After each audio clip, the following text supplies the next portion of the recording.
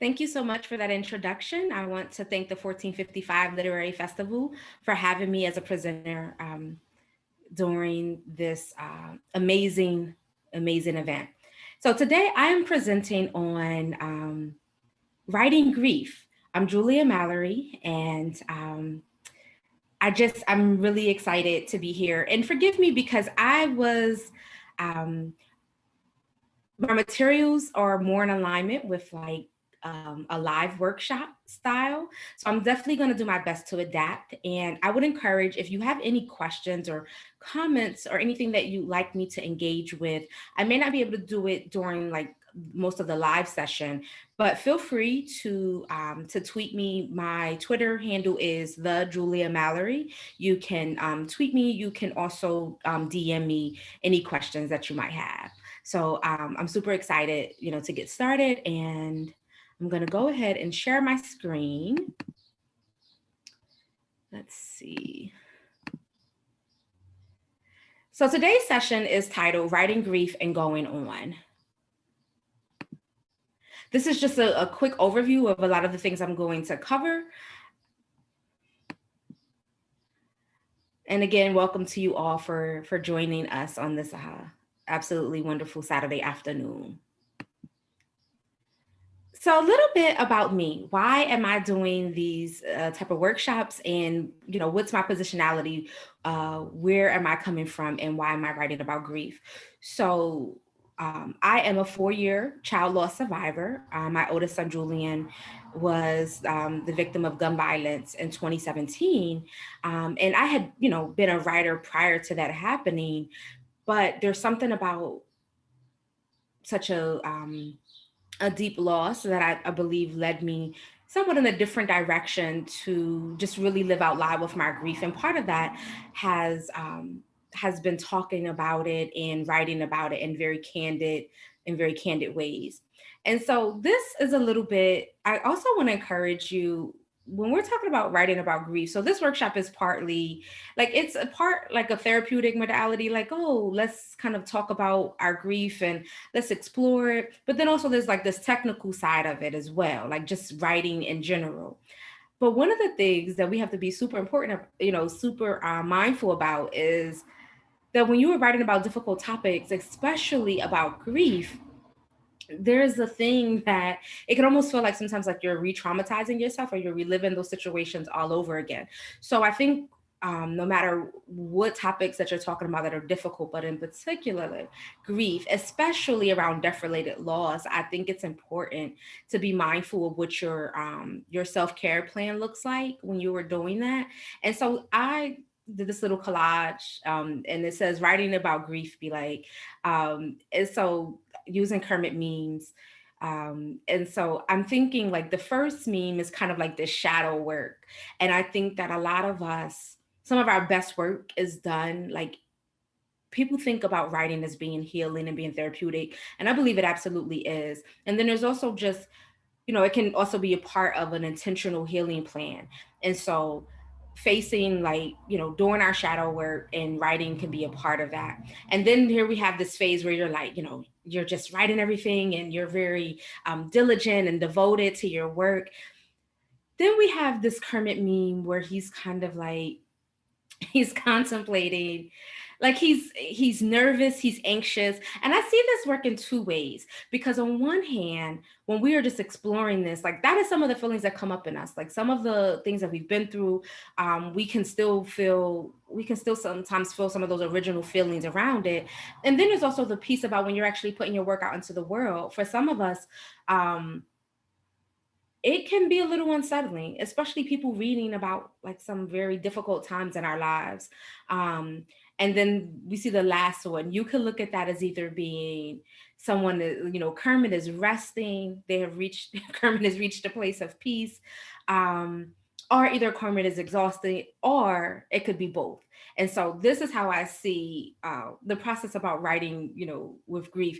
Even my latest book, Survivor's Guilt, people say to me, "Oh, Julia, oh my goodness, it's a great book, but I had to take a break when reading it." And I'm like, oh, absolutely. Please pace yourself. It's not meant to just be read in one sitting, right? Like it's a very intense book. And so I think even when we're writing, sometimes, it is okay to absolutely pace yourself and not necessarily just feel like you have to push past everything just to get it out on the page. I think balance is key. We don't want, personally, I am not interested in doing work that destroys me in the process. And so I would encourage everyone to make sure that you have a plan on how you're going to care for yourself, and don't see yourself as being a failure just because it might take you a little longer to get through this work. So why this workshop? I think for me, one of the things that a lot of us, we get so used to our pain and the difficulties. But I love this quote by Bell Hooks from Sisters of the Yam, where she says, being used to our pain does not mean that we will know how to process it, and so that we're not overwhelmed and destroyed by it. So I think grief work overall, right, I think it's something that we do intentionally. And just like our writing, right, it's something that we put a lot of intention behind. It's not something that, the writing is part of the work. It doesn't just like appear out of the sky. This other piece, right, a certain type of vulnerability that is asked of us when we're doing this type of work.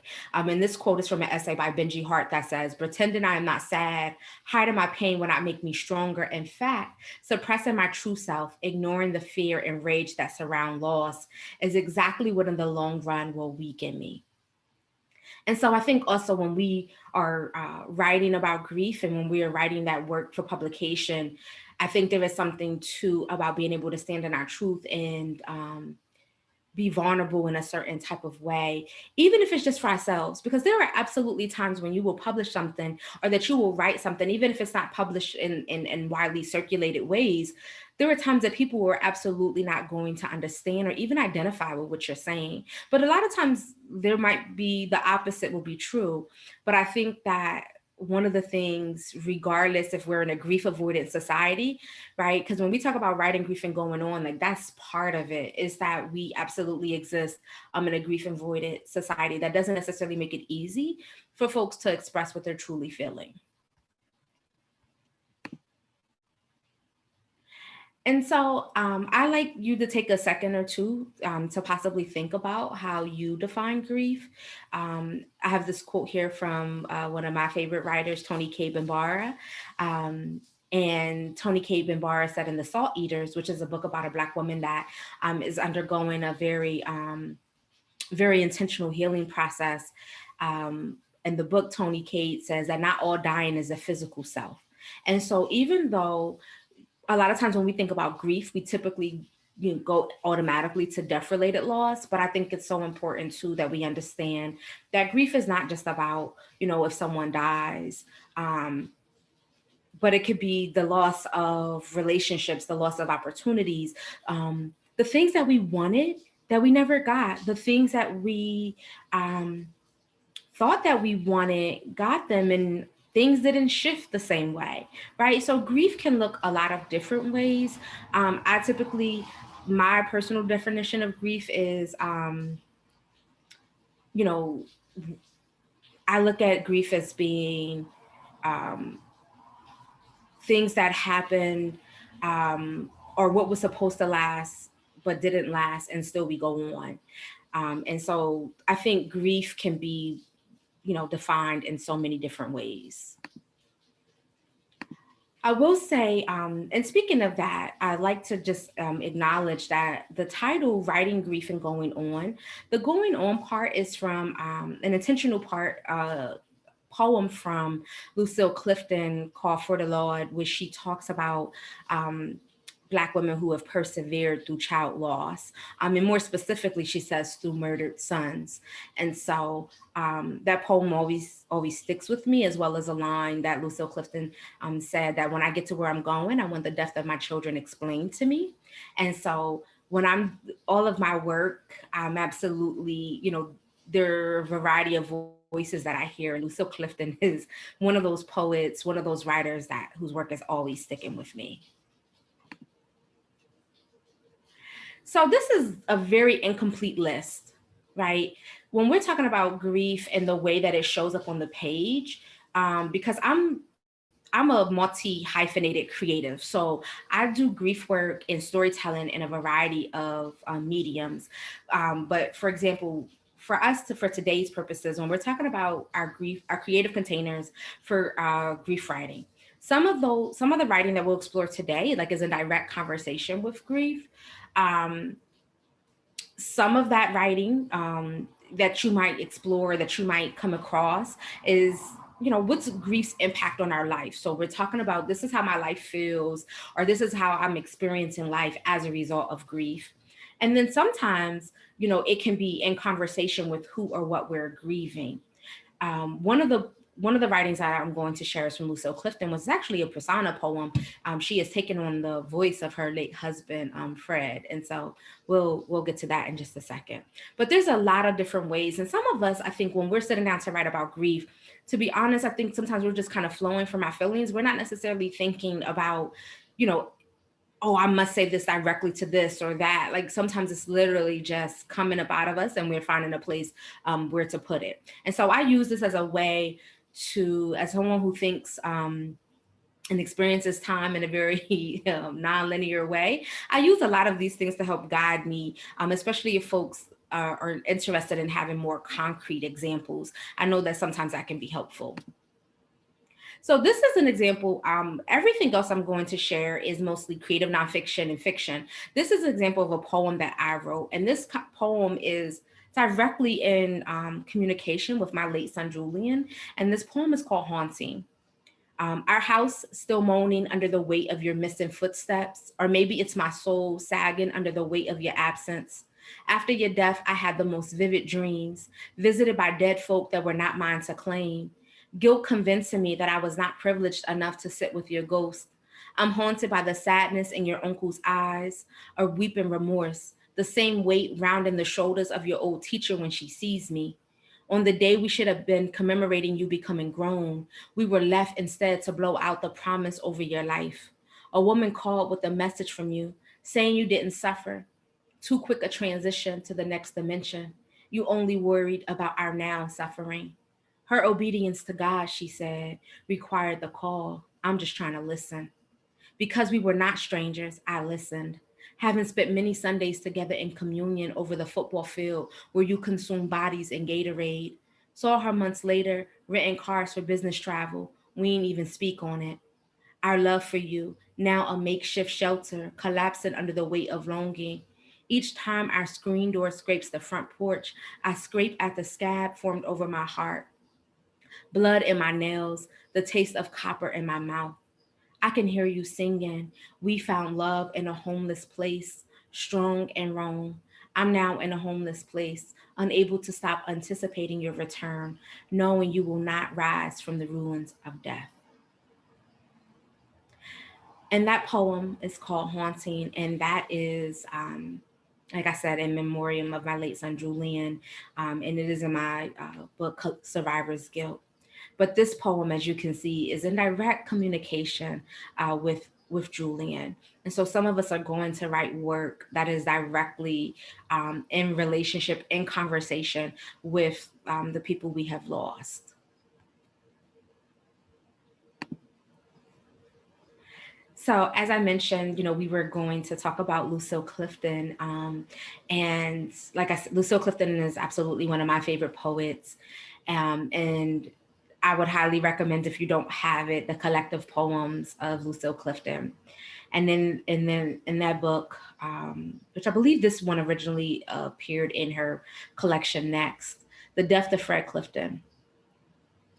I seem to be drawn to the center of myself, leaving the edges of me in the hands of my wife, and I saw the most amazing clarity, so that I had not eyes but sight, and rising and turning through my skin.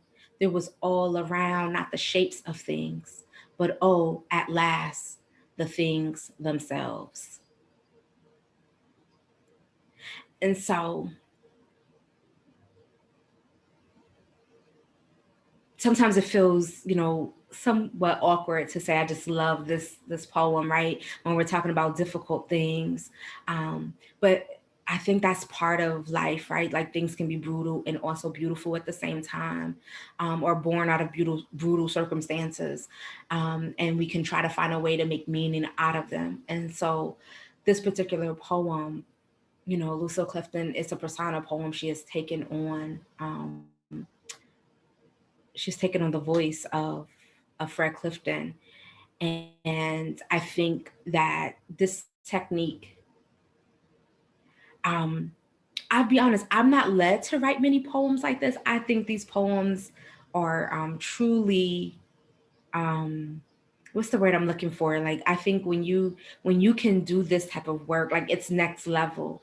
And so, but I present this to you as an example of sometimes we know what we want to say, but we don't always like know how we want to say it. And so I think that what I'm also trying to do today is present to you a variety of ways that if you want to try out some things to kind of get that writing and to free some of those ideas that you have. Um, so the Foreman of Bones, the next book we're going to cover, the next writing we're going to look at, is from Edwidge Danticat, and it is a work of fiction called The Foreman of Bones. And the writing, I mean, oh my goodness, the writing is stellar. Um, and so I'm going to share this brief passage. Um, Sebastian, who was from the north like I am, though we did not know each other when we lived there, feels haunted by the crooning of pigeons. Their cry, he says, sound like it's not meant for others to hear, but like each howling pigeon is trying to bury its head deep inside itself.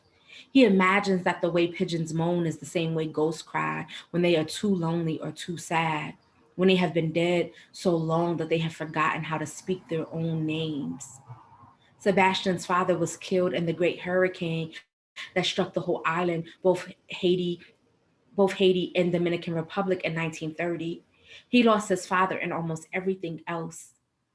This is why he left Haiti. This is why I have him. A sweep of winds that destroyed so many houses and killed so many people brought him to me. Sebastian's mother is still alive in Haiti. Sometimes when we are almost asleep together, Sebastian will hear a pigeon, the pigeons he hears, and I don't always hear them, and tend to go on moaning night after night with their mysterious calls and their mysterious language. The pigeons always make him draw in his breath, suck his teeth, and say, "Ah, pobrecita, my mom win, my poor mother."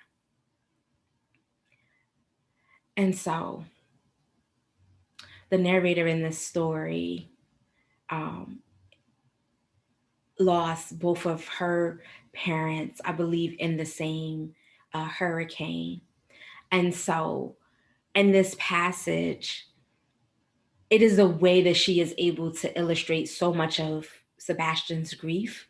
I think also being able to really hone in, um, like the way that his connection to these pigeons and what they seem to represent. Um, and this passage is so moving to me. I think we also we have kind of this individual grief here, right? But we also have this like collective grief, right? Because not only did Sebastian lose his father, but a lot of people perished in that hurricane. And so this piece of writing, I think, really illustrates the ways in which we kind of have our individual loss, and um, even how we're connected to other people through that loss, and then how our loss is also layered among a collective grief that might be running parallel at the same time. So um, I'm also like really intrigued by the sound that is here, right? When you think of pigeons, and we know that pigeons, kind of have that like the ordinary sound that they make, but there is something much more intense that is going on here, right? And so um, I like the idea in this passage of like taking something that is more common or everyday, but then magnifying it and magnifying it through some type of intense understanding or presentation of it. So, which brings me, we're gonna take a quick, I know we're like, not, I know we're not like in traditional workshop format, but I'd love to be able to give you just a writing prompt that you can work with for about 2 minutes. And so I want you to think about, like, what does your grief sound like, right? Because in Sebastian's case, so I'll give about a minute for this, since I don't want to have too much dead air. And this is something that I always encourage folks, like, please document the writing prompt. You don't have to, if it doesn't speak to you right now, it might speak to you at another time. And then this is something that you won't be able to like write something lengthy in a minute's time, but at the same time, you'll always be able to revisit the writing. So think about, what does your grief sound like? Sebastian's grief, and then the passage before, it was being linked to the sound of these pigeons, right? This intense crooning and howling, right? So we had these pigeons crooning and they're howling. That's what Sebastian's grief, to me, sounded like, or was represented with sound in the previous passage. So think about that. What does your own grief sound like? Is it quiet?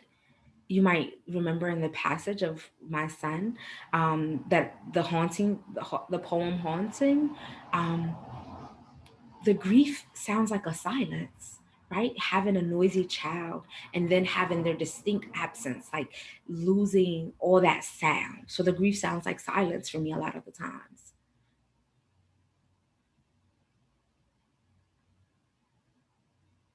Think about, what does your grief sound like?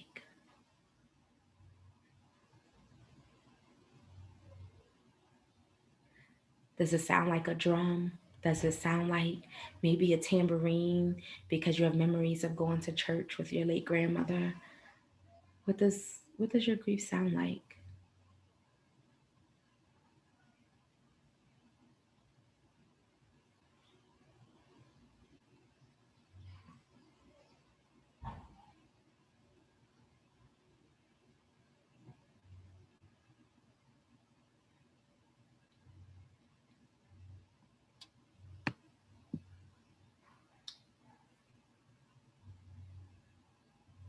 So I'm going to take a deep breath.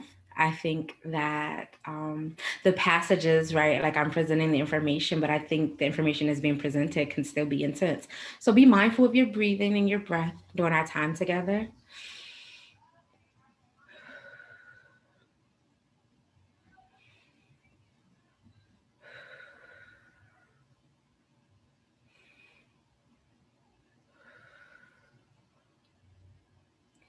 So our next text that we're going to look at is from poet and essayist Elizabeth Alexander.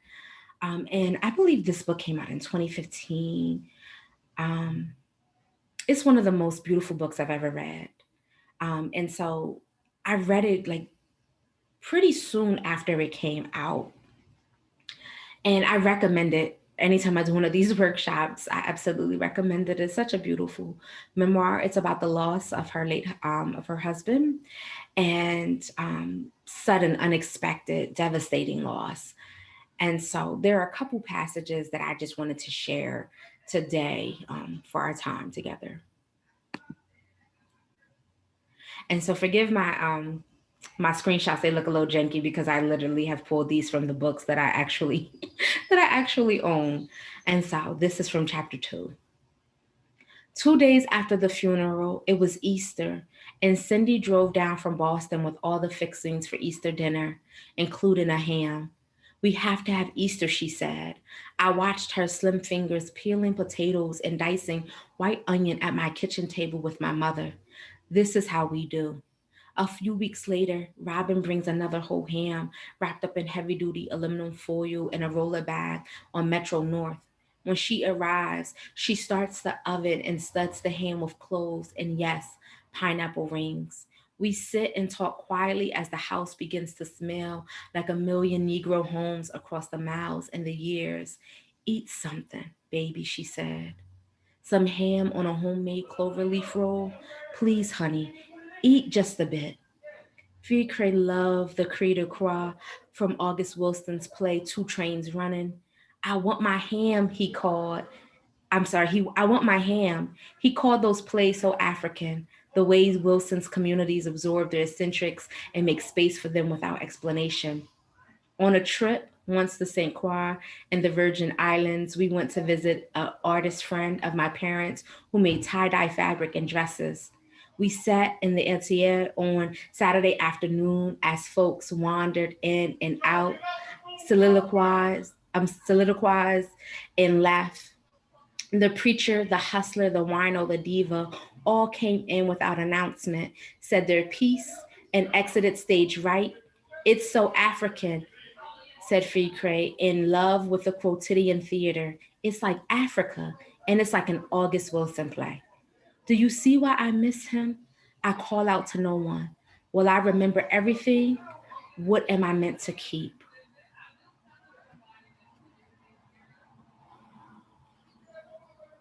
Whew, that passage. I think just in this passage, kind of a very intimate um, look at what's happening, like what's happening, how family is showing up to give care, um, that connection to the present time, and then all of the past memories that relate directly to the now, around Easter dinner. And so um, I think also in this passage, like sometimes also when I'm writing or when I'm reading other writers, it's like the writer is talking, right? But are they necessarily like talking directly to the audience? But then, because I feel like I'm going along and you're reading this passage, and then the next thing, it's like I feel like Elizabeth Alexander is talking directly to me, the reader. Like, do you see why I miss him? Right? Like, even though she's saying I call out to no one, at first it's almost like, oh wait, she's not talking directly to me, but just that shift right there, um it just, I don't know, it just does something on the page. And so the part about the ending, will I remember everything? What am I meant to keep? And I think that grief can absolutely, for me, it has absolutely shifted my concept of time. And so um I think there is something, because even this book in particular, which again I highly recommend, the way that it the way that it's told almost in a nonlinear fashion. Um, and I think a lot of us, uh, well, I won't speak for everyone that's participating, but I know that my writing tends to not necessarily be linear, and like such as this happened and then this happened and then this happened, um, and so um, I love how this is illustrated here so masterfully. There's a couple other passages that I want to share. So from 15, chapter 15, I dreamed we sat in a chapel at the Children's Episcopal Elementary School. Every morning at St. Thomas's Day School, I began with the whole community gathering in that space. I felt the fullness of Ficre's body beneath his beloved cable knit gray sweater. I am an African Highlander who loves a sweater, he would say. He was there next to me. We were singing the hymns with four voices, lift every voice and sing. Sit down, you're rocking the boat. Hundreds of origami cranes fluttered over the sanctuary. We made a joyful noise and believed in the power of communal song. We left the church and walked hand in hand to the corner store. I could feel my hand in his, then as now. At the store, there was only a chicken wing and one pork chop in the meat case. Out of milk, out of bread, out of eggs, the shelves eerily bare. The light changed, and then he was gone from the dream. I cried so hard I woke myself. My bed, the bedroom, the house was suffused with sorrow. Sorrow like vapor, sorrow like smoke, sorrow like quicksand, sorrow like an ocean, sorrow louder and fuller than church songs, sorrow everywhere with nowhere to go.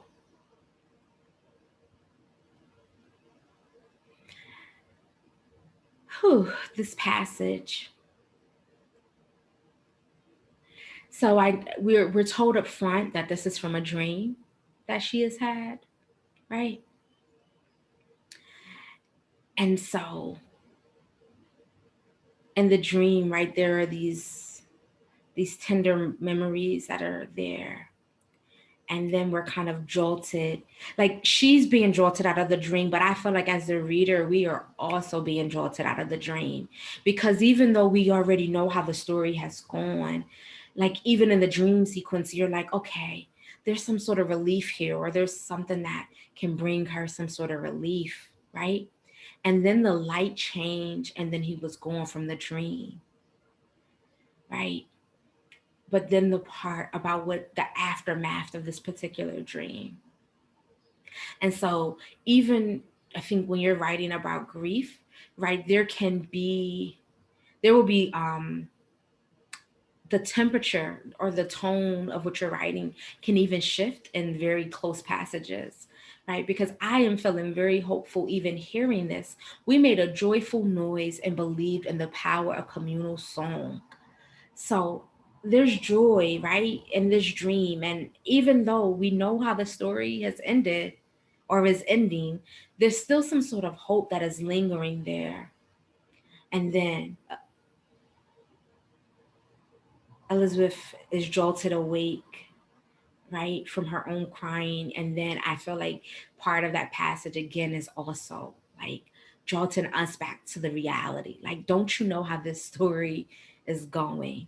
Um, and so I don't know, when I'm writing about grief, I'm not like trying to think of anything of what I'm doing to the audience, besides sometimes practices in a certain type of care. And so a lot of this, I think, is more to illustrate what it can look like. What are the possibilities? I think for some of this type of writing, it's probably a little harder to just chart like the emotional realities for your reader. Like, I don't know if that's always possible, but I love illustrating and offering these examples. This final passage, I believe, that I'm sharing from this book. Um, it's the shock, not the grief, baby, my hairdresser says as he runs his hands over and through my newly coursed, wildly gray hair. And so this passage, like illustrating just a very real material shift and change that happens, right? How grief can absolutely change us. And so the hairdresser in this instance is saying they're attributing it to shock and not grief. But for many of us, we probably would link them as being the same thing or an extension of, right? So I was in shock because grief, right, brought the shock. Um, or shock as evidence as being in grief. And so but I love this passage. Just so also on the page, I probably should have screenshot the whole page, because this is a sparse passage that says so much. So this is chapter 3, and that's literally all there is these couple of lines, which is literally one sentence. So think about that too, that sometimes even when you're writing, like you can chart your work very different ways. You don't necessarily have to, everything doesn't have to be a traditional paragraph format. Especially when you're writing about grief, because I think it's so deeply personal. And I really do think that grief, as we'll come across one of the passages, it almost defies like traditional description. So, you know, feel free. It's like, I need to say this thing, but it is not necessarily attached to anything else, but it needs to stand by itself. And so it is okay. I love this particular stanza. It says so much with so few words. And I called it a stanza, but Elizabeth Alexander is a poet. Even though this book is, it's definitely written in a more traditional maybe more traditional prose, even though its formatting is not necessarily what you would consider, I think, to be traditional. But it's when you read this, it's like, oh, Elizabeth Alexander. If you didn't know that she wrote poetry, you'd be like, oh, this a poet wrote this. It's so beautiful. So Toni Morrison Toni Morrison's book Jazz. I first read this book. This book came out in '92. I read this book when I was in high school. It's one of my favorite Toni Morrison novels. I don't know what I thought I understood about this book in high school. There's so much that I missed that I didn't connect with, I think, by then. So I also lost my father suddenly when I was 13 years old. And the main character, one of the main characters in the story, Dorcas, for some reason, I didn't have this really distinct memory of Dorcas also having lost her parents in a fire. And so that's not really a spoiler because it's not really like central to the plot. So um but when I read it just a few months ago, like reread it, I've reread it before, but for some reason, like that part was so, maybe because I've been doing a lot of my own healing work too around my relationship to my father and his death. And so her being a child loss survivor twice, both of her parents perished in that fire. I was like, oh my goodness, it was so clear to me. And so this book, oh my goodness, Jazz is so rich. Jazz is so rich. It was inspired by Toni Morrison saw a photograph of a young woman, teenager who was dead. I believe it was, oh my goodness, I cannot call the gentleman's name. Um, but he did a series of photographs that chronicle how Black folks engaged or dealt with or handled death and funeral rites and things like that. I think there's, I forget the title of it. And so Toni Morrison saw that picture, and then she was inspired. And so Jazz is, is a result of engaging with that photograph. And I think I also say that to say there, writing about grief is not always just about our own grief, right? Like sometimes it's about other people's grief. Sometimes it's about other people's experiences. And so that's why I love these examples too, because I think also demonstrating the different ways that people will also choose to handle other folks' grief on the page. And so this particular passage, which is one of my favorite from the book, it happens early on in the book. This notion of rest, it's attractive to her, but I don't think she would like it. They are all like that. These women, waiting for the ease, the space that need not be filled by anything other than the drift of their own thoughts, but they wouldn't like it. They are busy and thinking of ways to be busier because such a space of nothing pressing to do would knock them down. No fields of cowslips will rush into that opening, nor mornings free of flies and heat when the light is shy. No, not at all. They fill their mind and hands with soap and repair and dicey confrontations because what is waiting for them in a suddenly idle moment is the seep of rage, molten, thick and slow moving, mindful and particular about what in its path it chooses to bury, or else into a beat of time and sideways under their breast slips a sorrow they don't know where from. A neighbor returns the spool of thread she borrowed, and not just the thread, but the extra long needle too. And both of them stand in the door frame a moment while the borrower repeats for the lender a funny conversation she had with the woman on the floor below. It is funny, and they laugh. One loudly while holding her forehead, the other hard enough to hurt her stomach. The lender closes the door and later, still smiling, touches the lapel of her sweater to her eye to wipe traces of the laughter away, then drops to the arm of the sofa, the tears coming so fast she needs two hands to catch them. And so this passage is like moving us through this passage is moving us through a range of emotions. And I'm really struck by this passage because I think overall, like really in the pandemic, right, how there's been like this constant push for us just to return to normal. And that is how so many of us are also grief avoidant, right? Like in America, we've lost almost 600,000 people. And there's this idea that, that, we're just gonna move on.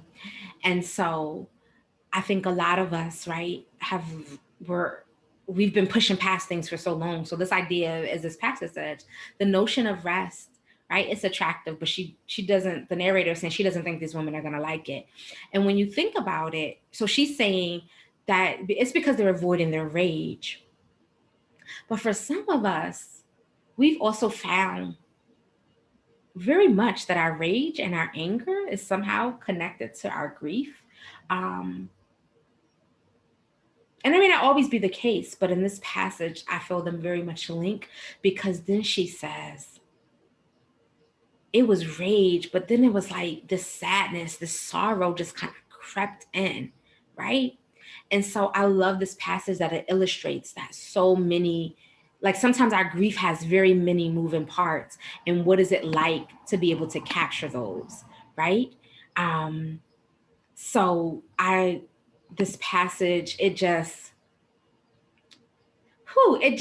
brings so many feelings up in me, because I think having, living through this pandemic and just thinking about how time has moved, or just thinking about what is it going to be like for so many of us when we finally feel that sorrow that's going to slit behind our breasts, right? Like, what is it going to feel like when it hits us? Like, how many folks have we lost, right? So many people we've been connected to that are not here anymore. And then this passage about how even in the midst of, like, there was this joyful moment that they had, right? Like, they're kikiing, they're cackling, like they're having a good old time. And then in that moment, right, there's just sheer laughter, not laughing to keep from crying, but they're just experiencing joy. They're laughing. And then that emotion, I think there's a vulnerability that sometimes happens in our joy that allows those other feelings to also well up inside of us. And so Toni Morrison is brilliant in capturing all of this emotional reality on a page. And so I guess I don't really have any advice here beyond just be thinking about the layers, like the textures, the way you describe grief and loss and sorrow. Because the narrator here is giving us so much. It's like you're right there in that room, you're right there, and then just kind of this mundane thing of somebody returning a needle and a thread. So when I'm reading, sometimes, like when you read this the first time, it's almost like, oh wait, I thought something was going to happen with the needle and the thread, because it's right there and it's clear. And then you get to the end and you're like, wait, I got to run that back, because there's so much here. So we're getting very close on time, but I do want to encourage you again, if you have any questions, any comments, feel free. Like I said, you can, I'm on Twitter, I'm on Instagram by the same name, the Julia Mallory. You can DM me in both of those places. I'll do my best to respond to any questions or comments that you have. If you're just curious about more, like, that I might have mentioned here, because this is, I've done this workshop in like 2.5 hours. And so it's greatly condensed, for our time today here. So I'm kind of just sharing some writing, and maybe this is writing that you're familiar with, but even hoping that maybe today, opening a different perspective around it. So Their Eyes Were Watching God, the classic Zora Neale Hurston novel, which is so gorgeous. Oh my goodness. This is absolutely something that I read in high school too, but I think reading it later, I've read it several times since high school, but reading it much later as an adult, and it's just like, oh my God, like Zora was writing, okay?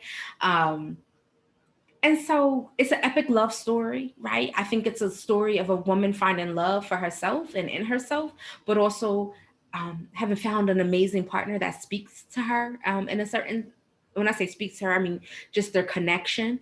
Um, and that love ending because, um, oh my goodness, this is also him dying in this this hurricane. And so I'm just going to read this passage. Tea cake is Janie's love. Janie buried tea cake in Palm Beach. She knew he loved the glades, but it was too low for him to lie with water, maybe washing over him with heavy rain. Anyway, the glades and its waters had killed him. She wanted him out of the way of storms, so she had a strong vault built in the cemetery at West Palm Beach. Janie had wired to Orlando for money to put him away. Tea Cake was the son of Evening's son, and nothing was too good. The undertaker did a handsome job, and Tea Cake slept royally on his white silken couch among the roses she had bought. He looked almost ready to grin. Janie bought him a brand new guitar and put it in his hands. He would be thinking up new songs to play to her when she got there. Sop and his friends had tried to hurt her, but she knew it was because they loved tea cake and didn't understand. So she sent Sop word to all the others through him. So the day of the funeral, they came with shame and apology in their faces. They wanted her quick forgetfulness. So they filled up and overflowed the 10 sedans that Janie had hired and added others to the line. Then the band played and Tea Cake rode like a pharaoh to his tomb. No expensive veils and robes for Janie this time. She went on in her overalls. She was too busy feeling grief to dress like grief. I'm gonna read that line over again because I stumbled. She was too busy feeling grief to dress like grief. So this passage, I think we are also similar to the Easter passage in The Light of the World, Elizabeth Alexander's book. We're also getting a lot of cultural context here too, right? Um, we're seeing about funeral rites and some of the processes that folks go to bury their dead and some of the cultural things that happen. Um, and I think to me, this last passage, when she says she went on in her overalls, she was too busy feeling grief to dress like grief. And so I think about, like, even now, if somebody goes to, imagine someone, traditionally, if we're at a funeral, the idea of someone coming in their overalls, right, that's still a little non-traditional, right, so to speak. And I think about, like, imagine when this book was written, right? Here she's saying, here's this self-possessed Black woman that is like, oh, I'm gonna go bury my love in my overalls, and folks will be fine because I'm too busy feeling this grief to, like, do this performance or whatever y'all expect of me. And so I think about, for me, this passage really resonates with me because when we had my son's memorial service, I just didn't imagine that he would want, like, kind of a very big funeral, like church like funeral. So we did have a very, very big memorial service in a place where he spent a lot of time at. But we, like, I told everybody to basically come dressed, like casual. My son loved Jordans, so I told everybody to wear their Jordans because that was his thing, or at least dress down, wear sneakers. And so, but I think that there's something too when we are also doing some of our grief work and our writing around grief, just how we are also defying societal expectations around what grief looks like and what it needs to sound like and what people's experience can be like and related to loss. And so I just love this ending because I think that even now, to me, that sounds like relatively radical. So I can only imagine when this was written, the perspective around a Black woman showing up in her overalls to a funeral. So again, I think when we're writing about grief, we're typically a lot of us may be coming at it from like lived experience and a certain type of what's the word I'm looking for? Like something that's just very immediate to us. Um, but then I think, you know, there's also, because this is a work of fiction, right? This is a work of fiction. So thinking about the layers that are displayed here. So if you're writing grief that is fiction, you know, looking at how, you know, Janie is presented here on the page, um, and how it's so very vivid, like it's very cinematic, like you can literally see this whole scene happening. Um, you know, we can see the funeral procession of the vehicles, right? We can see this, all of this is happening. So um, thinking about writing work that is very specific. And even though people try to say, like, oh, will this work appeal to a wide array of audiences? I think we all, at this point, I feel comfortable saying it is the work that I've created that is the most specific, that seems to be appreciated the most. And so I would encourage you to be just as specific. Think about the texture, the layers that you can build into your work, like that passage in jazz, right? Like think about really honing in um, on a particular moment.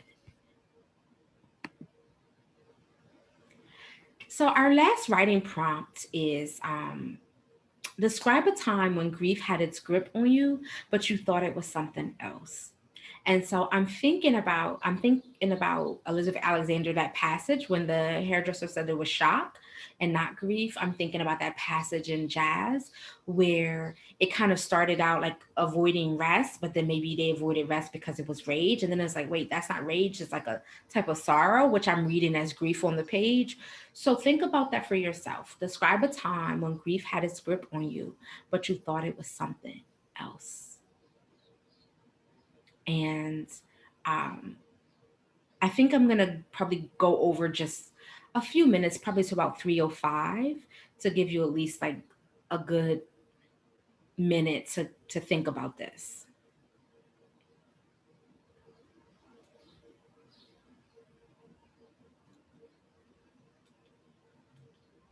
Oh, I'm sorry. I said 3:05. I mean, we're going to go roughly to about 3:30.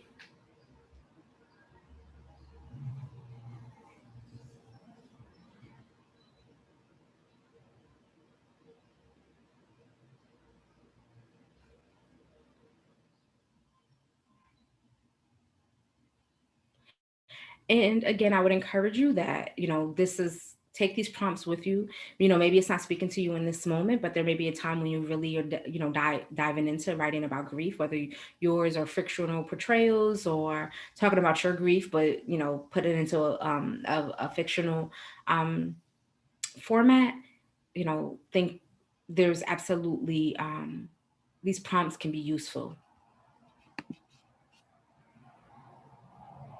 So I just want to thank you all for being here, for following along, for participating. I know we covered a lot in such a short window of time. It's probably a little intense, um, but please, if you have any questions, like I said, any questions or comments, find me on Instagram or Twitter at the Julia Mallory, and you can, you know, send me a message, or you on Twitter, you can just tweet me directly or also DM me. I'll do my best to respond.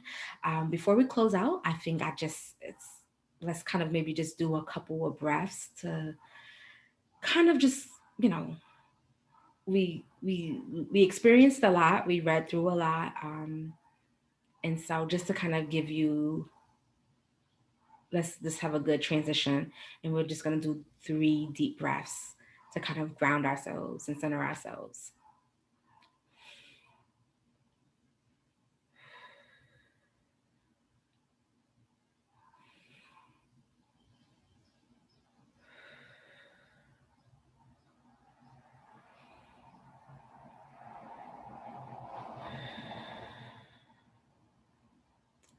Again, thank you so much. You've been an amazing audience, even if I can't see you, but I feel the energy, so I do appreciate it.